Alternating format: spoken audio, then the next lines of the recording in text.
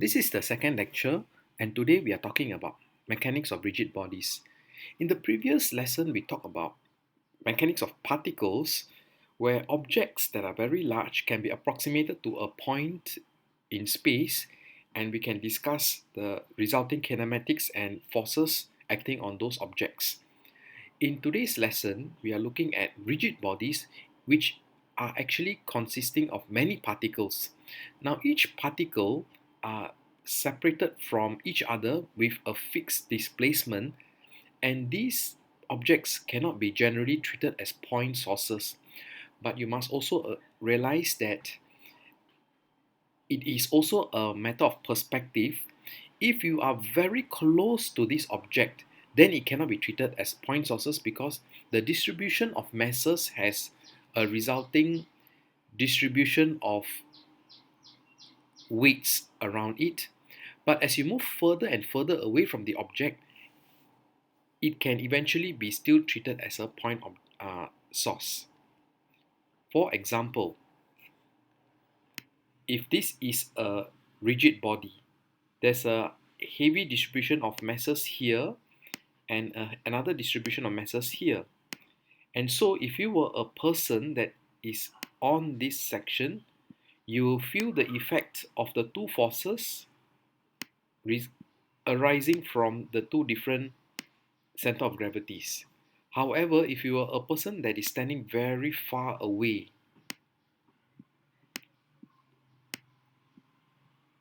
in this situation, because of the distance of the person to this object, it will still be treated as a point source. However, our examples today are going to involve talking about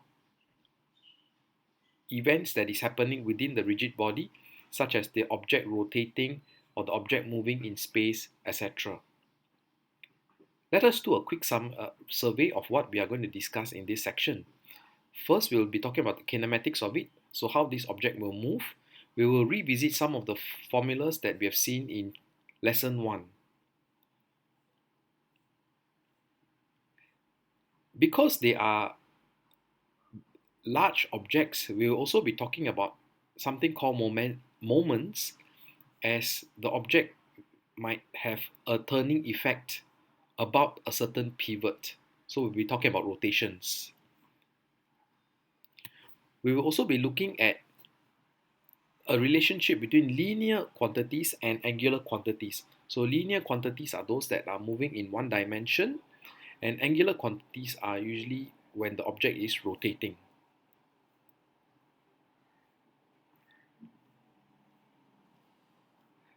Because the objects are rotating, we will come up with a further concept called the angular momentum and how this is actually derived from definitions.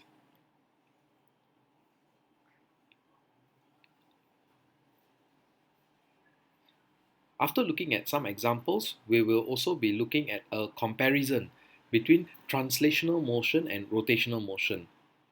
Here we will start talking about some of the dynamics concepts, such as the moment of inertia. The concept of Euler's second law will also be derived.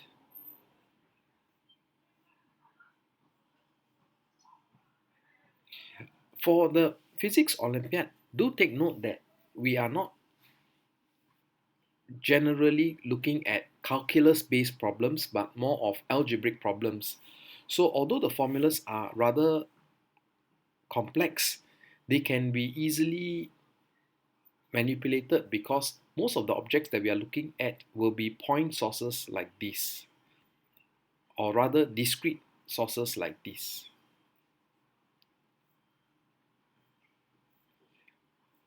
It is good to have a motivation for why these formulas are derived, and we'll be making a few comments on them, but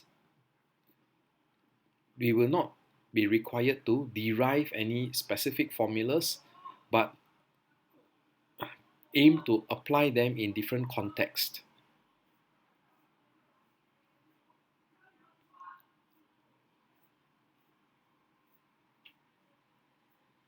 And we will also be talking about a comparison between the linear motion, which you will be familiar with in your O-level physics, with rotational motion, which is necessary for the Olympiad, as well as in your further education post-secondary school, you will also be looking into some of these concepts in rotational motion.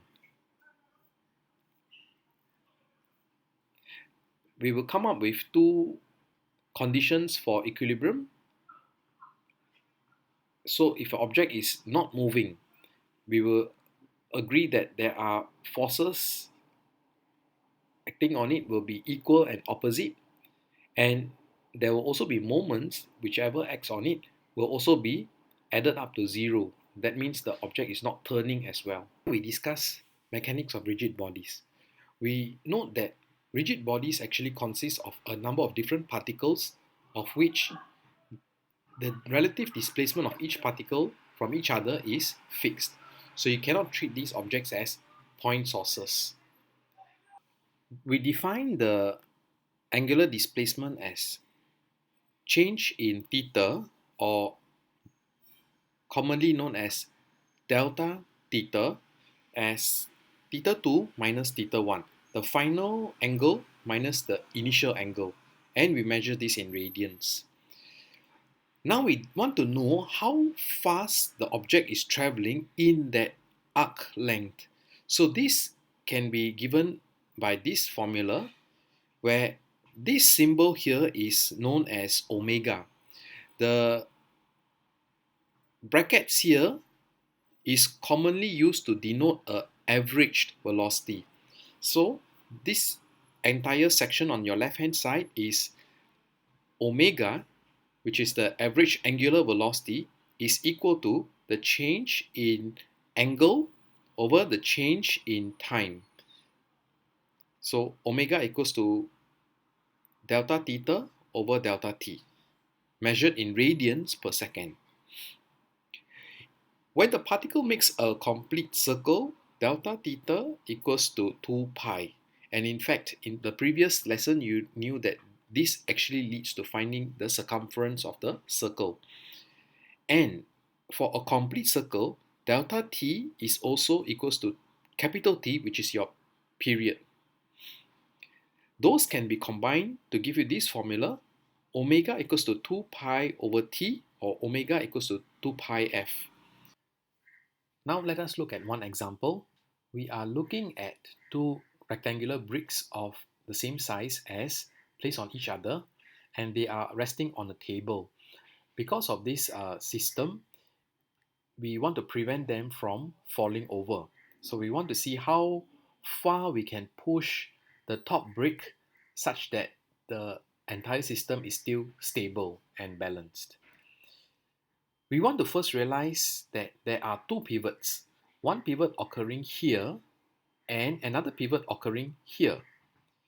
So it is easiest if you actually look at the first brick and find out what are the conditions needed for it to remain stable. And once you fix that condition, we will look at the second brick, which is then lying on top of another pivot. So let us take a look. This is the first pivot, and you can push the first box all the way until the center of gravity is directly above this pivot. That means S over 2 will be here. When the center of gravity is directly above the pivot, the object will remain balanced because there is no clockwise moment about pivot 1. Now we look at the second pivot. Even though the object is balanced and does not tip over pivot 1, taking moments about pivot 2, the top box will actually have a unbalanced clockwise moment, and it will fall over about this point, not at pivot 1, but about pivot 2. So now we must try to push back the entire system of consisting of two boxes back to your left to introduce a balancing anti-clockwise moment. So we can now push the second box inwards by an unknown value y, such that it will introduce a anti-clockwise moment about pivot 2. So we have pivot 1 here, which is already balancing the top box, and there's a clockwise moment that is acting on this direction, and there's an anti-clockwise moment acting on this direction. Let us take a look at the equation. So y multiplied by mg, where m is your mass of each of the boxes, y multiplied by mg is equals to s over 2. Now, because you push the entire system inwards by a value of y, this cg will also be moved inwards by a value s over 2 minus y. And mg is also the mass of this box multiplied by the gravitational field strength. That will give you a value y equals to s over 4. So this movement results in a value s over 4.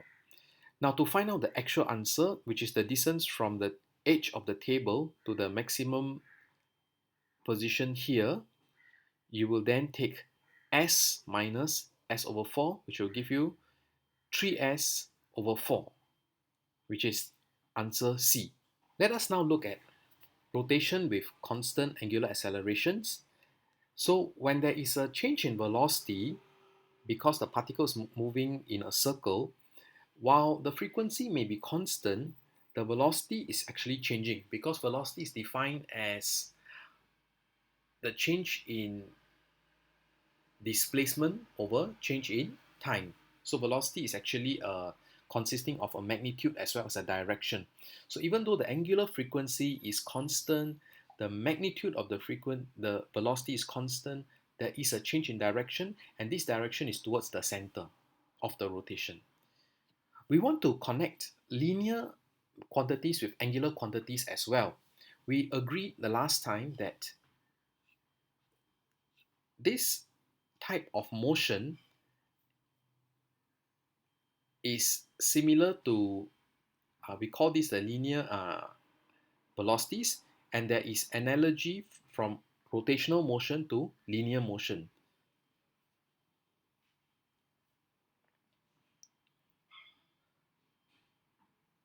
When there's an acceleration in a circle, we want to find out the forces acting on it. In this specific case, we are looking at the specific form of the force. Previously, we learned that there is a concept called the centripetal force, and it is given by this formula. This formula tells you that when an object is moving in a circle, there is a force directed towards the center of the rotation by a value mv squared over r. We compare this with Newton's second law for linear motion, F equals to ma, and we can recognize that the acceleration is given by v squared over r, and you can also bring in the angular frequency. Therefore, a is also equals to r omega squared. By now, you should realize that most of these physics problems we are trying to solve for forces, displacements, resulting kinematic equations. So the aim is really to have a standard prescription. You will first find out the forms of the force and then start to equate them together.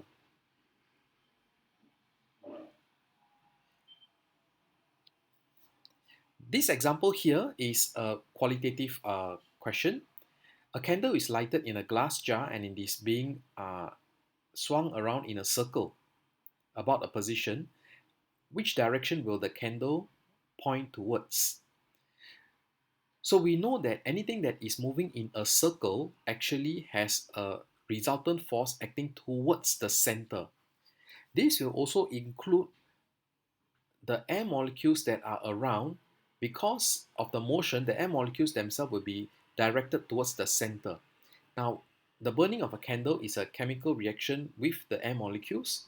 So we will expect that the flame will also be pointing inwards towards point O. Let us look at a short video clip on this. This is a demonstration of circular motion. Here we have two candles that are lit and they are inside of a hurricane lantern. I'm going to give the hurricane lantern a little spin and we want to look at the flames on the candles.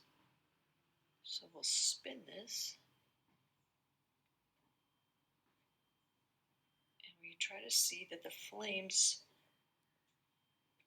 bend in toward the center. Now let us look at rotational quantities such as angular momentum. Previously, we defined a quantity called the linear momentum, P equals to mv, where P is your linear momentum, m is your mass, and v is your velocity. We can also define an angular momentum, which is a rotational analogy to linear momentum. So L, which is the symbol for angular velocity, is P. We call this as a cross product. So L equals to P cross R. Now P equals to mv. So L, the angular momentum, is mv cross R. This symbol might be new to you. Just take note that it is a multiplication. But the purpose of us introducing cross product is to show you that the direction is in the third axis. For example, if your V is in your x-axis and R is in your y-axis, the resulting angular momentum will be in the z-axis. That is what is meant by this cross product. It is a concept that in spinning objects, this concept angular momentum is conserved. So for example, if you have seen television where a ballet dancer is spinning, when her outstretched arms comes closer to her body, the angular momentum must be conserved. Because her outstretched arms have come closer inwards, r, the radius, has decreased. If r decreases, the linear velocity v must increase, and that is why you see her spinning faster and faster. Let us look at another example on gears. We have three gears that are aligned side by side such that gear A causes gear B to rotate and gear B actually causes gear C to rotate. They have different quantities of the amount of teeth, the amount of angular speed, as well as the radius. We want to know how many teeth does gear B have. So for this kind of very wordy question, it is very often useful for you to actually draw a diagram and put down all the information that you already have, like this. So we know that gear A has 40 teeth and rotates with 50 revolutions per second. Gear B, we are trying to find out the amount of teeth, but it has a radius that is 20 over 100 of the radius of gear C. And gear C is related back to gear A because of the amount of revolutions per second. There is an additional formula we are bringing in here. This might be quite new to the students, but it tells us that the diameter of the two gears are related to the number of teeth each of them has. Now, let us look at how to solve this question. We note that for different gears having different radius, their rotational speeds may be different or their angular frequencies may be different. But at the point of contact, the linear velocity is the same. So when you have, example, these kind of objects, gear A may rotate much more slowly than gear B. But at the point of contact here, they both will have the same linear velocity because they will not have any slipping. They are moving smoothly together with all the teeth connecting with each other. So we know that VA equals to VB. And we also know that V equals to R omega. So let us try to relate using these quantities. We first relate gear B to gear C by noting that the radius B multiplied by omega B equals to RC times omega C. And plugging in the known values, we note that omega B equals to 2 times of omega A. Now we go back to gear A and gear B. Again, we know that the linear velocity at the point of contact is the same. So Ra omega A equals to Rb omega B. We do a division to get Ra over Rb equals to omega B over omega A. We have already established that omega B equals to 2 times of omega A. We plug that into this formula to realize radius of A over radius of B is 2. This tells us a relation between the two radius. That original formula that you saw just now connects the diameter of A over diameter of B to the number of teeth on A and number of teeth on B. Noting that diameter is just 2 times of radius, which can then be cancelled out, you can plug that into this formula and then realize that the number of teeth that B has is 20, which is answer B. Let us look at another example. In this diagram shows a pendulum that is swinging freely. However, there is a peg that is placed at this position, which means that at some point, the pendulum will hit upon this peg and this point P becomes a new position for the oscillations to occur. You want to find out the period of the pendulum. This is rather easy if you remember from your classwork that there is a relation that says the pendulum has a period T which is given by 2 pi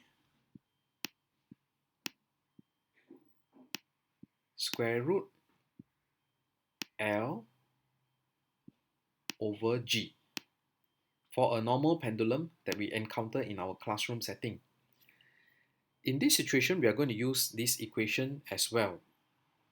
So now we want to find out the time taken for the pendulum to go from the rightmost position to the leftmost position. This is actually still considered half of a period, not the full period yet. So we add them up like this. After some manipulations, we get certain values and we'll multiply by 2 because remember from your classroom learning that a pendulum's period is defined as the time taken for one complete oscillation. That gives you option D as your answer. Let us look at another example. A hollow triangular holder of mass M, capital M, is placed on a table. There's a ball with small m mass attached to its interior using 2 springs. They are placed on a table and the spring is then disrupted such that the ball starts to vibrate up and down. At the point when the normal contact force is 0, we want to find out what is the acceleration of this ball. Let's take a look at the total downward forces. The total downward force will be equal to the contact force. Now, downward force is actually due to the mass of the holder itself as well as the mass of the ball itself. So we have the force due to the holder and the force due to the ball. This contact force will become 0 when the ball is actually moving upwards and the top spring actually pulls up this ball, reducing the so-called pressure on the table downwards.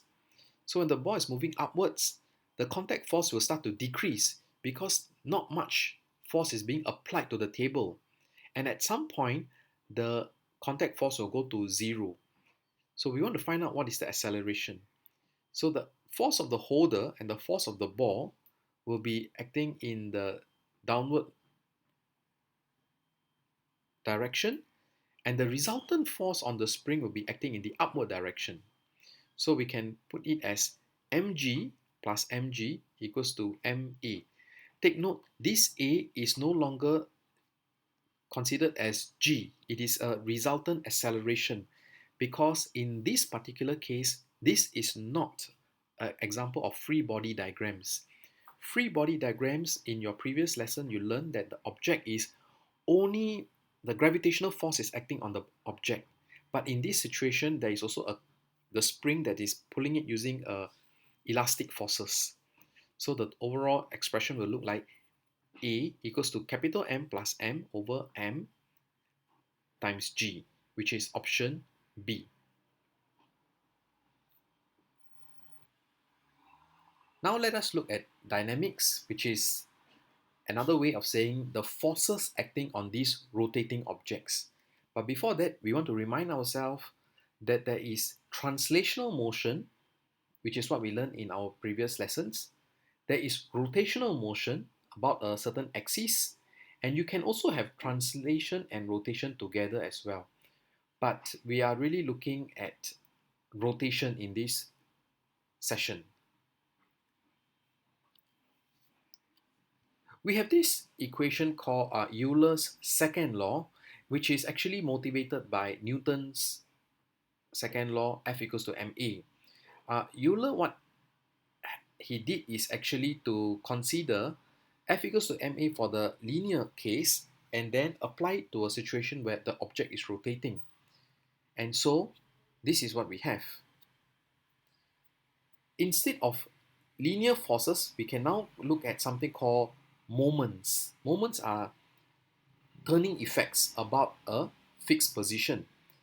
And instead of momentum for linear cases, we will look at angular momentum L. So the sum of all the moments, so sigma here actually is a notation for summation. We add them up. So the sum of all the moments is equals to dl by dt.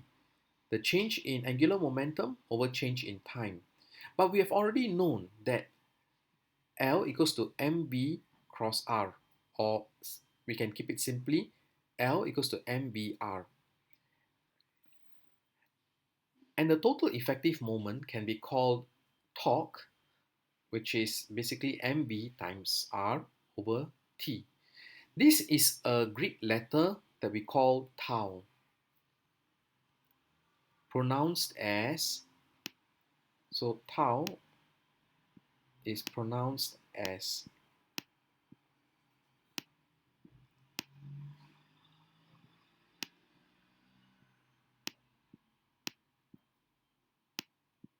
and what we have done here is we have arranged the variable such that tau equals to mr squared bracket omega over t. Let us look at this specific cofactor here, mr squared. We will define a new variable, I equals to mr squared, where I is now going to be known as something called the moment of inertia.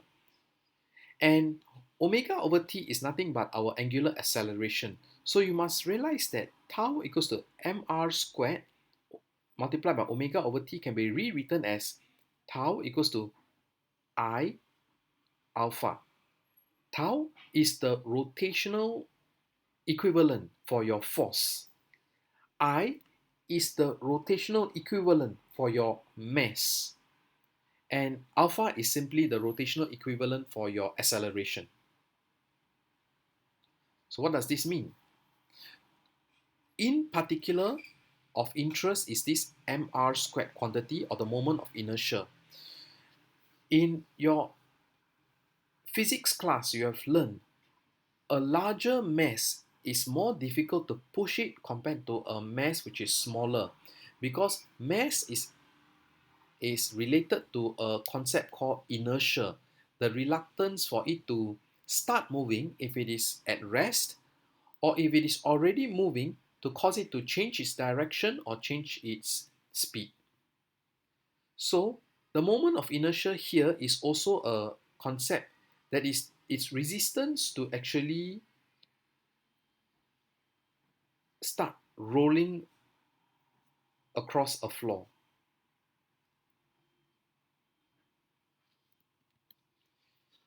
So if it is very large, the moment of inertia, it tells us that it is more difficult for this object to start rotating about a defined axis if it is originally at rest.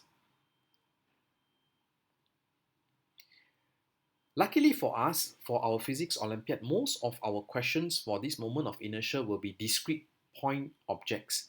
So we can simply add them up like this. So the moment of inertia for a collection of objects is simply the sum of each of their moment of inertias. So mr squared for one object, if you have two of them, you'll find out mr squared for each of them and simply add them up. Let us take a look at some examples.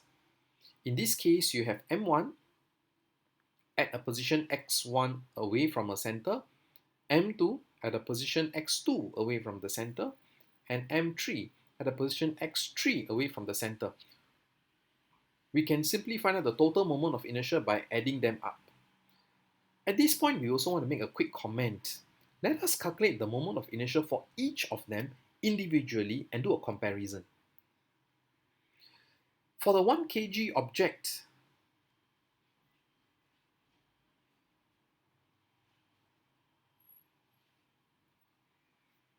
for a 1 kg object, 1 meters away, you realize that the moment of inertia is 1 kg meter squared. If your mass increase but your radius remains the same, your moment of inertia will also increase, which must relate to your direct experience because a bigger object, it is more difficult to rotate it. Similarly, if you can try this on your own, if your mass is fixed 1 kg, let m1 be 1 kg and let m2 be 1 kg as well. So the mass is the same. But m2 is further away, let's say 2 meters. Your moment of inertia will increase for the object that is further away from the center of rotation than the object that is closer to the center of rotation. Example, you can compare this one. 1 kg, 1 meters away, 1 kg, 2 meters away. And you realize that the moment of inertia is greater for the object that is further away. And in fact, it is greater than an object that might be massive but closer to the center of the rotation of the axis. So take note, there is a concept now that we are introducing that says even objects that are about to rotate, there is a form of inertia, which we call it the moment of inertia, that is causing it to have reluctance to roll over. Let us look at an example here. This example is easy if you look at it from an intuitive point of view rather than actually solving it by complex methods.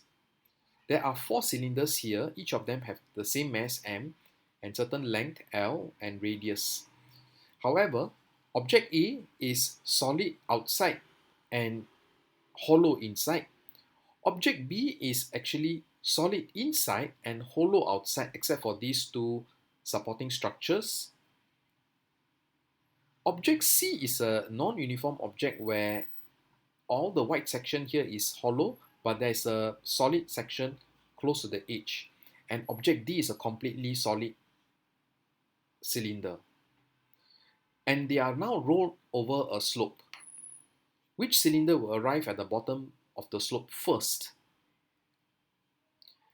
Again, same thing, we will try to solve it by intuitive reasoning because you have quite a few MCQ questions to be solved within a certain amount of time. So by intuitive reasoning, rather than to perform explicit integration, what we will do is to look at the moment of inertia I equals to mr squared. Any massive object will have a very large m, so that immediately eliminates option D from your choices.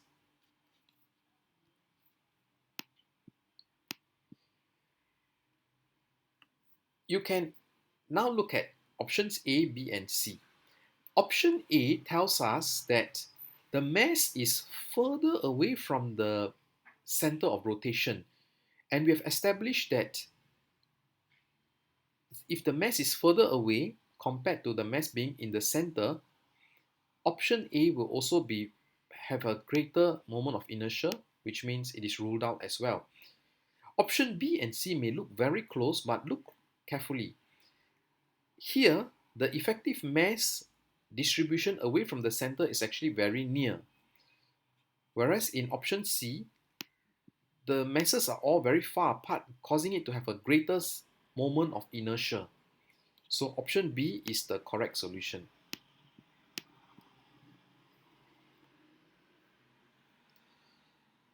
You might have some experience with this if you played with hoops which might be damaged and then they start to wobble around.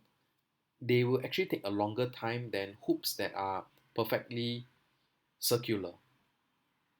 You can also try a simple experiment at home using a blue tack as well as a coin and place the blue tack at the edge as well as at the center and see the amount of time it takes for it to roll down a straight object like a ruler. There is some background provided here. We will not focus too much on this for the Physics Olympiad, but if you are taking an engineering course in your polytechnics or physics at your JCs, you will come across this again. The general form of moment of inertia is again I equals to the integral of r squared dm, because in a general situation, the mass distribution may not be symmetrical.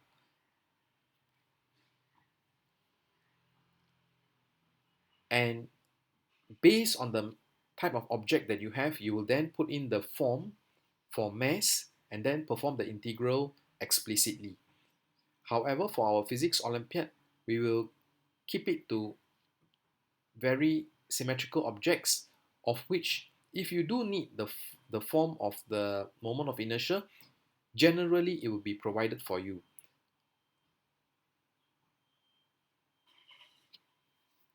So if it's a very complex object in the physics Olympiad, the form will be provided for you. But most of the time, we are looking at discrete objects, which makes it easy for us to use the symmetry involved to solve for them. Here we have a comparison of the linear motion and the rotational motion analogies.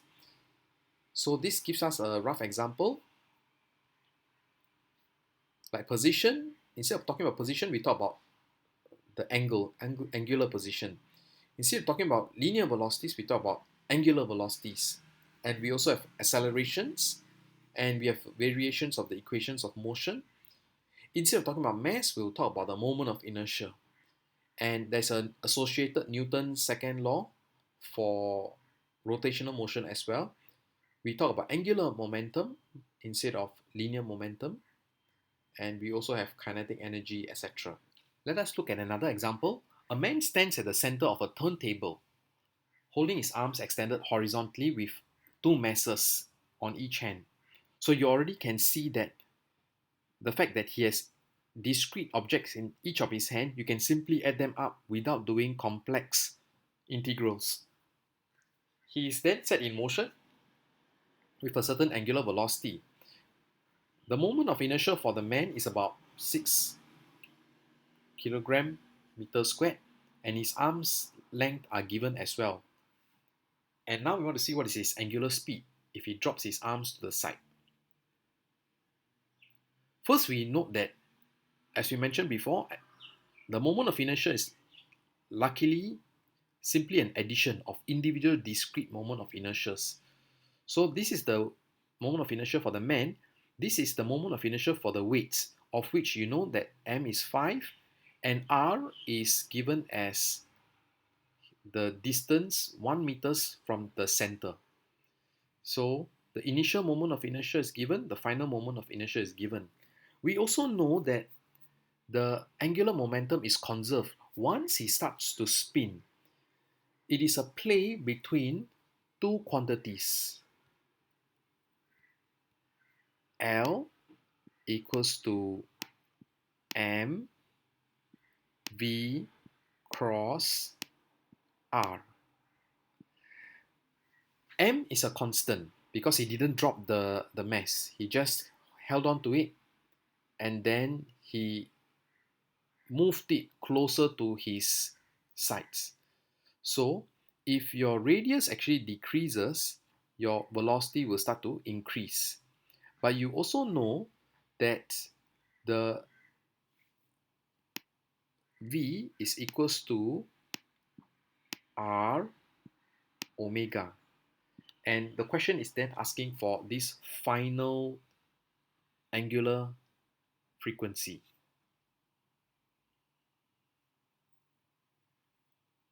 Revolutions per second.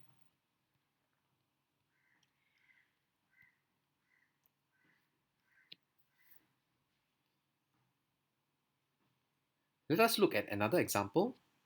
4 samples of a mixture are placed in this centrifuge. Each of them weighs 12 grams and the distance is given. The motor itself gives a constant torque of 0.25 Newton meters, and we are also given the moment of inertia of the empty rotor. So how long will it take for the rotor to accelerate, assuming from rest to a final operating state of 18,000 rotations per minute? So take note, this is an analogy to this is an analogy to talk about similar to acceleration. Let us take a look.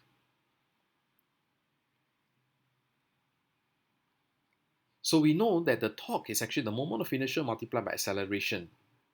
And we also know that this acceleration is similar to acceleration, which is defined as final velocity minus initial velocity over time taken. We are going to use this as an analogy for our revolutions per minute. So we start off by this formula. The torque equals to moment of inertia multiplied by the angular acceleration. So tau equals to I times alpha.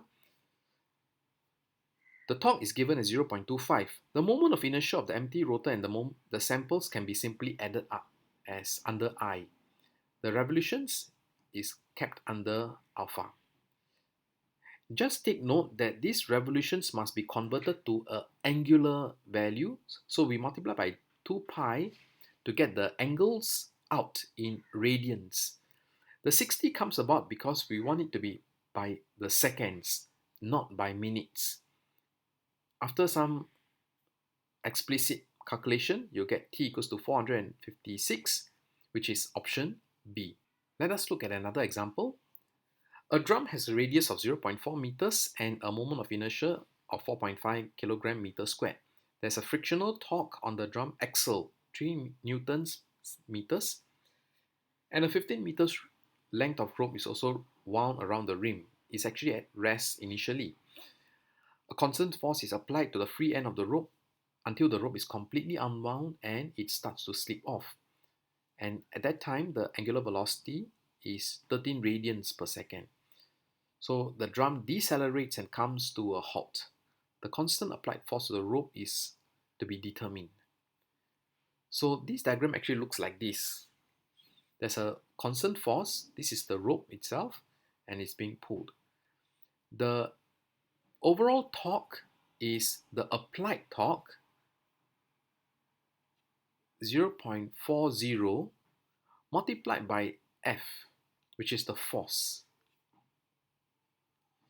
So radius multiplied by force gives you a moment here minus the frictional torque, which will give you then the resultant torque. The resultant torque actually causes a moment of inertia multiplied by the final resulting accelerations. Then we substitute in the values. I is 4.5,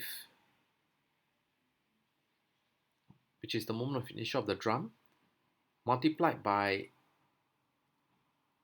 R squared, which is 0.4 squared, multiplied by 13, which is the angular velocity here. From here, you discover that F equals to 33 newtons, which is option E. So take note, it is easiest to solve these kind of questions if you keep in mind that the rotational motion has an analogy in the linear motion. This was nothing but the resulting unbalanced moment. In linear motion, we have resultant force. This moment of inertia is analogy to mass in Newton's laws. And alpha is similar to acceleration.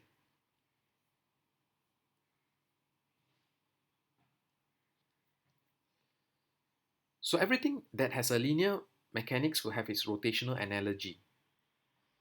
So we also have equations that relate to kinetic energy for rotating objects.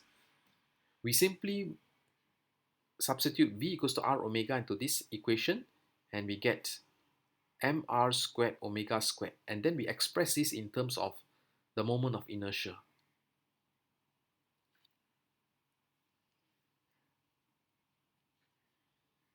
The last section here we are talking about is equilibrium. An object is in equilibrium only when two conditions are applied. One is all the forces acting on it are balanced, which means the object is not moving in a translational way. Secondly,